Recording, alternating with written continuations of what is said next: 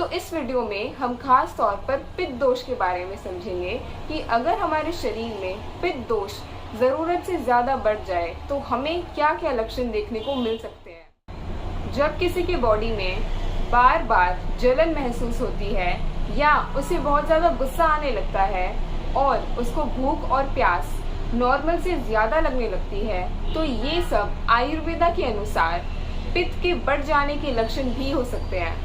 तो सबसे पहले हम ये समझते हैं कि हमारा शरीर 3 दोषों से मिलकर बना हुआ होता है, वात, पित्त और कफ।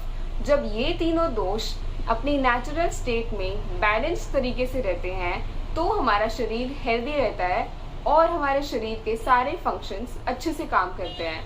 लेकिन अगर इनमें से कोई एक भी दोष इम्बैलेंस हो जाए, यानी कि वो बढ़ जाए या वो कम हो जाए, तो वो हमारे शरीर को धीरे धीरे दूषित करने लगता है, जिसकी वजह से हमें कुछ लक्षण दिखाई देते हैं और वो धीरे धीरे आगे जाके एक रोग भी उत्पन्न कर सकता है।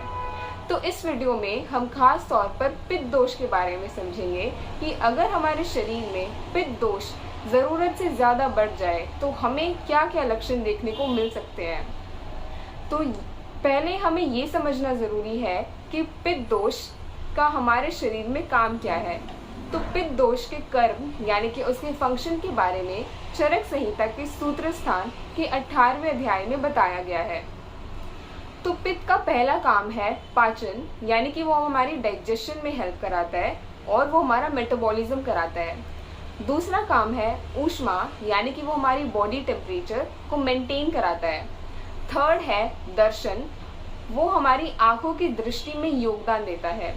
चौथा है क्षुधा और तृष्णा, यानी कि पित्त हमारे हंगर और थर्स्ट को रेगुलेट कराता है।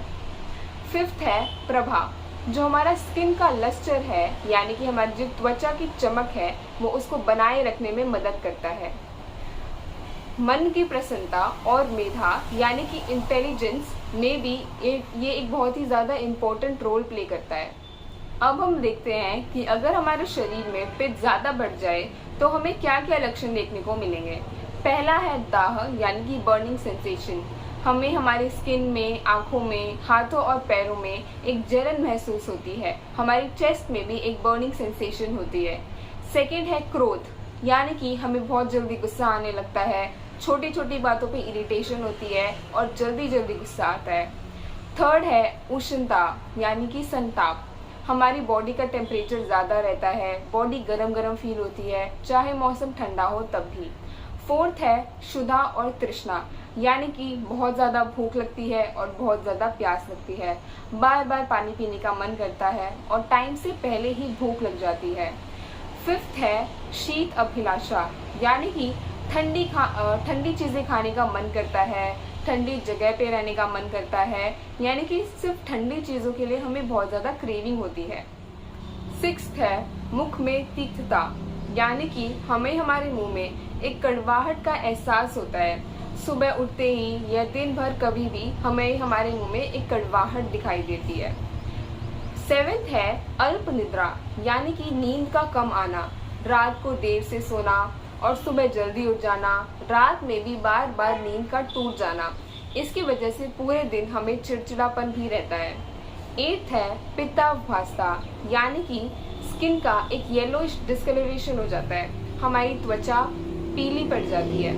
इसके साथ ही मल, मूत्र और नेत्रों में भी पीलापन दिखाई देता है, यानी कि स्टूल, यूरिन और आईज में भी एक येलोइश कलर दिखाई देता है। तो ये सब थे पित्त के बढ़ जाने के कुछ लक्षण जो हमें हमारी बॉडी में दिखाई देते हैं। हमारी बॉडी टाइम टाइम पर हमें कुछ संकेत देती है जिनको हमें अच्छे से पहचानना चाहिए और उन पे ध्यान भी देना चाहिए।